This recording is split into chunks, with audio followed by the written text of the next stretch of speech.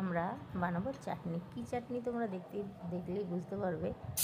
তো চলো বানিয়ে ফেলি। ঘরে যখন থাকবে না চিনি বা গুড়, তখন এইভাবে তোমরা বানিয়ে ফেলতে পারো চাটনিটা।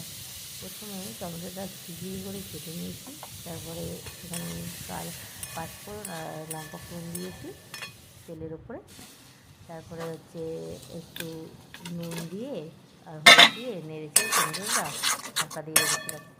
চিনি নেই, চিনির পরিবর্তে আমরা এখানে নকুলদানা ছিল ঘরে অনেক জমানো, সেটা ব্যবহার করেছি।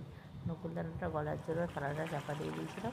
নকুলদানাটা পুরোপুরি গলে গেছে, কোনো জল দিইনি। দেখুন যেমন চিনিতে জল দেবে সেম সেই রকমই জল দিয়েছি। এবার কিছু খেজুর আর আমসত্ব কেটে রেখেছিলাম ছোটো করে, সেগুলোকে দিয়ে দিলাম। এবার পুরোটা চাটনি আমাদের হয়ে গেছে। এবার একটা পাত্রে নামিয়ে নেব। নামিয়ে নেওয়া হয়ে গেছে, দেখুন পুরো কোনো টেস্টের হেরফের হয়নি, দারুণ টেস্ট হয়েছে। Thank you for watching. Please like, comment, share and subscribe. By.